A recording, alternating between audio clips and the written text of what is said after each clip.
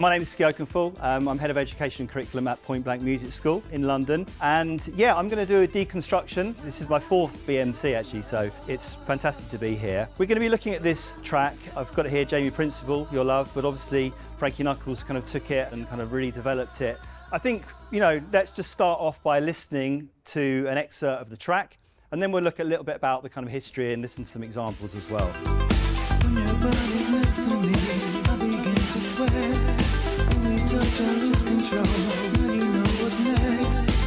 So I was 16 when that came out, shows my age. I grew up in Kent, and a little sort of year later we'd kind of drive up to London on a Friday night and go clubbing without telling our parents. And this was just such a seminal tune around Sueno Latino and just a lot of those kind of amazing house tunes alongside hip hop as well. It was kind of all kind of coming at the same time. But I thought we'd just quickly kind of build on that timeline. So 1986, Jamie Principle did this track. He did it on a 4-track, apparently. He did the vocals. Yeah, it was kind of some people call it maybe the first ever house track. And we'll just have a quick listen to what that sounds like, that version.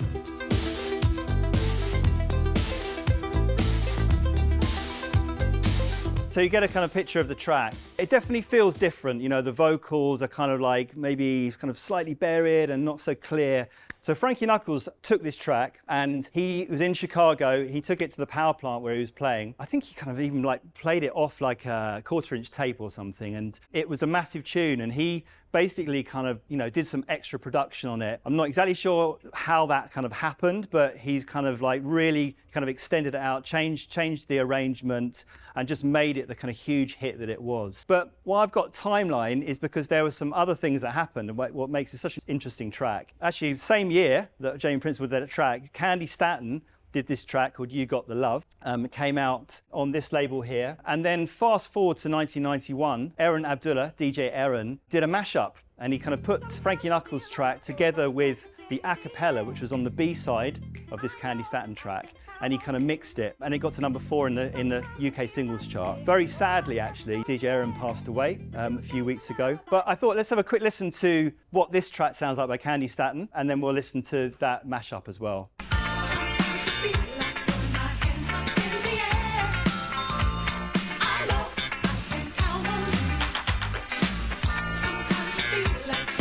Super funky track. Let's have a listen to DJ Aaron's mashup.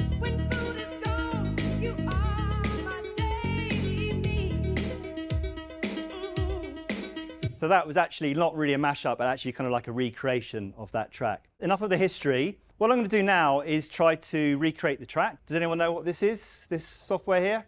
Ableton. Fantastic. Okay, so it's Ableton Live. I've also got a Push 3 here, which is Ableton's controller. And I've preloaded some sounds on the track. And we're just going to go through kind of track by track and build it up. Before we do that, I just want to talk a little bit about some music theory, which we all love so much. Let's have a look here. We've got a piano sound. So one of the first things that I do when I'm doing deconstruction is to look at the key signature, because the key signature is going to dictate what notes and chords are being played in the track. So this one is in E minor. So if I play that now.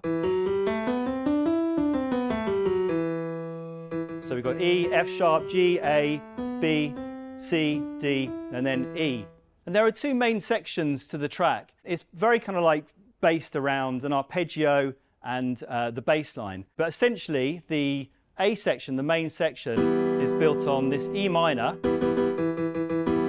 and then going down to a D major. So the E minor is the 1 chord and the D major is the 7 chord. But over the top of that, you have this, which is actually a C chord.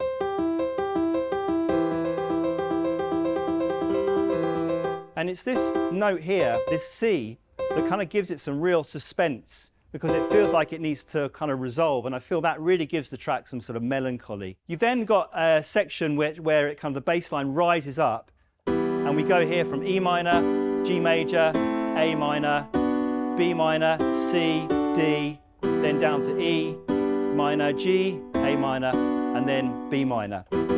But it's generally kind of not playing like triads like that. It's mainly like intervals of seconds. So there we go. That's enough music theory to be going on with. And let's put in the first section, which is, well, the first part, which is this arpeggio. So I'm going to put the metronome on.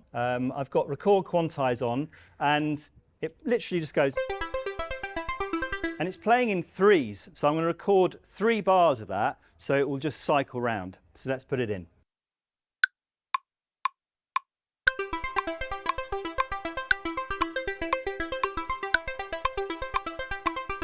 There we go. Take the metronome off.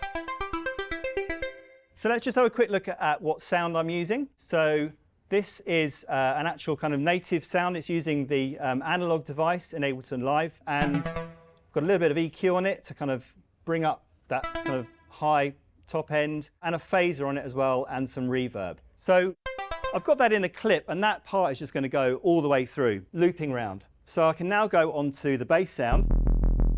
So let's have a look at that first before I put it in. For the bass, I'm using a silenth, and we have a saw wave and a triangle wave.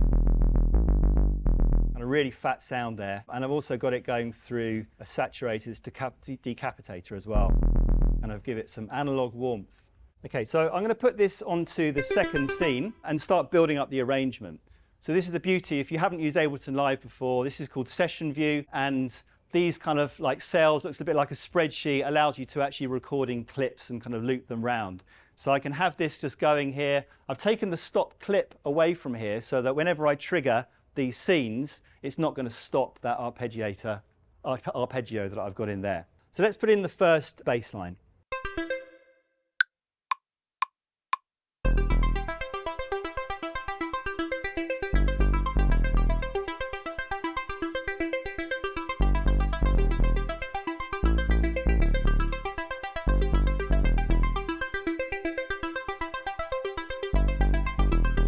There we go. So that's an 8-bar loop, and you can see that's kind of going along really nicely with that arpeggio. So with push now, I can actually start doing some arrangements. So I'm going to duplicate that clip down to the 3rd scene, and also to the 5th scene, and also to the 4th scene, but I'm just going to adapt that 4th clip. I'm going to turn it into a 4-bar loop. There we go, and it's just going to play the second half of it. It will kind of start making sense as I start piecing all this track together. Okay, I'm going to take that again there, and I'm even going to reduce it now just to a 2 bars, which is just going to play this bit. Then we're going to go on to the 7th scene. So this is the kind of rising section that I talked about before, the kind of the B section. So this is 16 bars, so bear with me while I put this in. Here we go, let's put it in.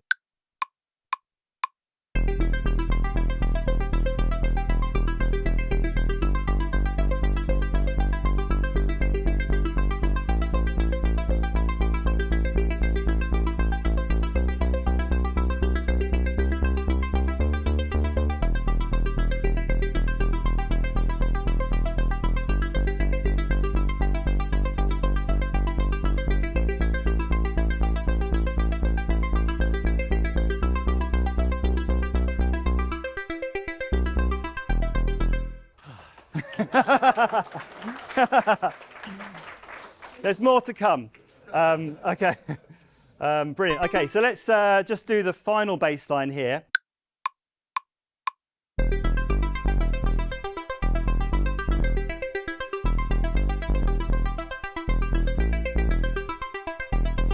Cool, so we've got a nice variety of clips here on the bass, so that's great. So the next thing I'm going to put in is the pad sound. A pad is like a kind of soft kind of string sound, like a kind of held string sound. This is going to go on to the 3rd scene. Let me just show you what I've got for this. So I'm actually using, I kind of spent a lot of time trying to find a good sound for this, and then I suddenly got up my ARP Odyssey, and I thought, that sounds great. You wouldn't normally associate an ARP Odyssey with these kind of like stringy sounds, but there was a nice patch and I kind of adapted it slightly, and I thought it works really nicely. So for this, as I mentioned before, we're not playing like triads, even though that arpeggio is a triad, kind of a sequence triad. It's just playing intervals of 2. And that gives it a kind of real sense of kind of tension and melancholy as well. So let's record this over the 3rd scene and build up these sections.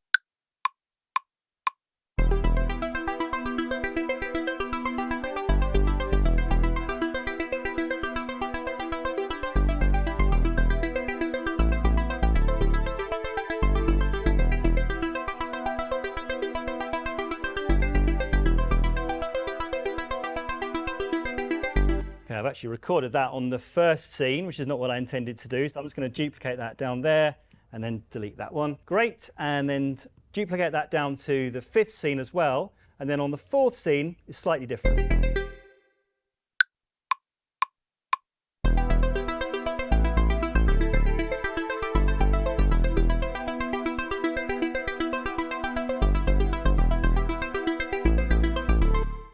Duplicate that down to the 6th scene. I'm going to do a similar thing where I'm just going to turn it into a 2-bar loop and crop it. Right, then we've got the challenge of this 16-bar section where I've got to do this over those bass notes. So bear with me, it will work. Okay, here we go.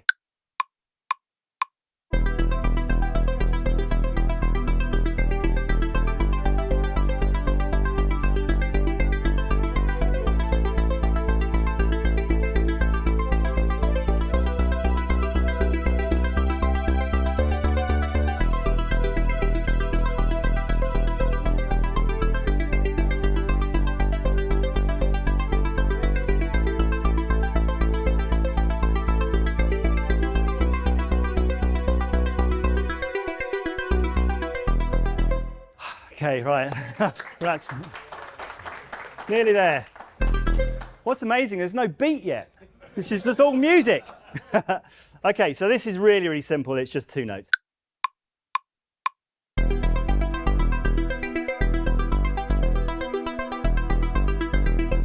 Okay, so we've got the arpeggio, we've got the bass, we've got the pad. Now it's time at last for some drums. Okay, so very, very simple. Got a kick and a snare. And then a hi-hat, closed hi-hat. It's actually the same sound, but on one pad is slightly quieter than the other, so give it some kind of accent. And I've also got this kind of white noise sound as well, which on its own you wouldn't think is kind of particularly effective, but when you put it with the snare, it sounds great. So let's just record in this beat.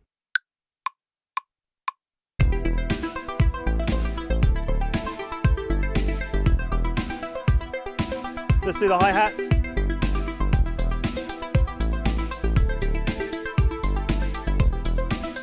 All right, starting to sound like a record now. Let's just duplicate that down to the other scenes and then just add this white noise on that last scene.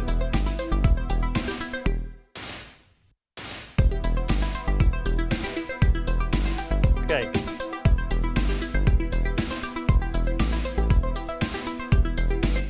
All right, so we've got a bit of a picture now, a bit of an arrangement. There is, however, one more sound to put on, which kind of really adds to the excitement of it. It's just this kind of another arpeggiated riff on the same sound actually as that pad sound, which goes like this.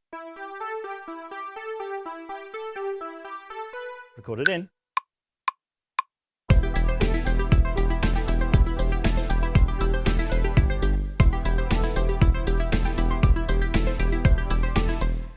Okay, duplicate that down. Okay, so we've got all the music now, which is really cool. And with Ableton, so we've got these different scenes, bit of a sort of Tetris vibe going on, and we can actually trigger these different scenes for the different parts of the arrangement. So I can do it from here. I can just go to the first part, which is just the arpeggio.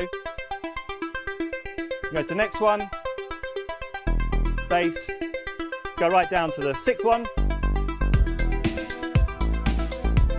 So it's really cool. You can basically kind of arrange the track on the fly, which is kind of the whole point of Ableton Live.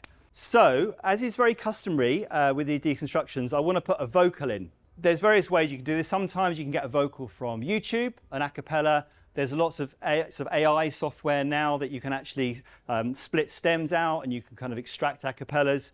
But I thought, hey, let's have a go at actually re-recording it. So I called up my friend Valerie Etienne, who I'm in a band with, Galliano, who've got an album coming out in September. Signed to Brownswood, some gigs, Shepherd's Bush Empire, shouldn't have said that, but hey. Anyway, she came into Point Blank in Studio 5, and I'll play you the kind of like the finished vocal, but this is just sort of a camera and mic in the studio at Point Blank with her recording it. When I'm with you, I believe that your love is true. When we love, you turn me out, you know what to do. Visions really blow my mind, fantasizing all the time. When your body's next to me, I begin to sweat. When we touch, I lose control. Now you know what's next. Fantasizing all the time, move your body next to mine. Well, I need your love. Well, I need your love.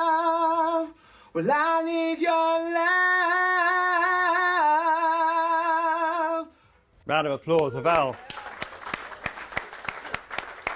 I really think she was channeling Jamie Principle there. We spent a lot of time actually really kind of listening to all the nuances of Jamie Principle's voice, you know, really amazing. And yeah, those kind of all the vibrato and the change in pitch, those fantastic. So, as I said, that was just kind of Mike in the studio. I kind of tracked this up a bit and I can give you a little play of what it sort of sounded like with a bit of processing on it as well. When I'm with you, I believe that your love is true. When we love, you turn me out, you know what to do. Visions really blow my mind, fantasizing all the time. So we've got some delay on there. So basically I'm grouping these vocals. There are 3 tracks of her vocals here. I'm using a Waves plugin here, this CLA vocals, and that's some bit of EQ, compression, and some reverb. And then a little trick that I do is basically to then send that group to a return channel here, going to the echo, and then putting a compressor after the echo, and basically side chaining it with the original group. So it means that whenever there's actually the vocal playing, it will duck the echo. It's quite nice because you then get some quite nice kind of tails. It tails off at the end, but it's not, the echo isn't interfering with the actual vocal. Let me see if I can play an example of that. Visions really blow my mind, fantasizing all the time. So, little trick. So I think what we should do now is play the track with Valerie's vocal, and also, why not do a bit of, there's a great kind of keyboard solo sound in this, which I've kind of used the Prophet 5, the Arturia Prophet 5.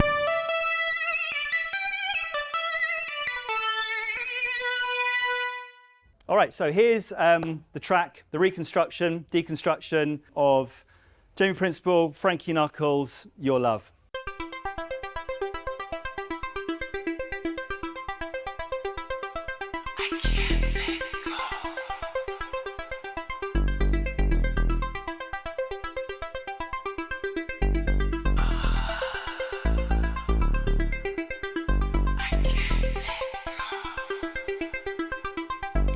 When I'm with you, I believe that your love is true.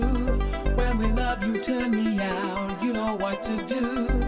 Visions really blow my mind, fantasizing all the time.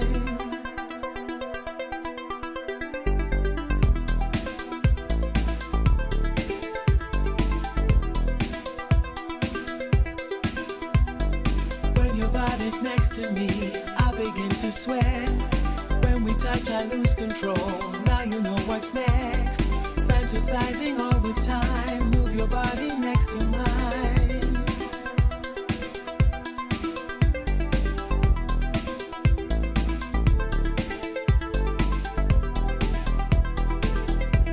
Well, I need your love. Well, I need your love. Well, I need your love. Don't make me wait too long. Oh, I need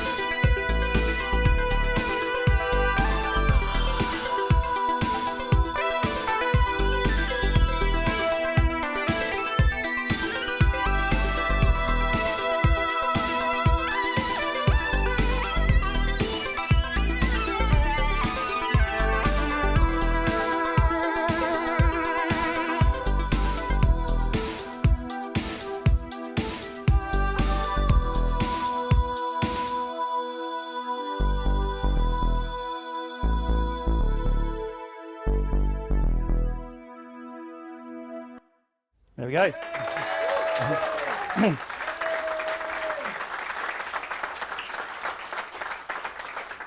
So yeah, thank you very much for listening. And just want to sort of say massive respect to Frankie Knuckles, Jamie Principal, and DJ Aaron, rest in peace, and Candy Stanton for just making this an incredible story and just a legendary track that will live on forever. Thank you very much.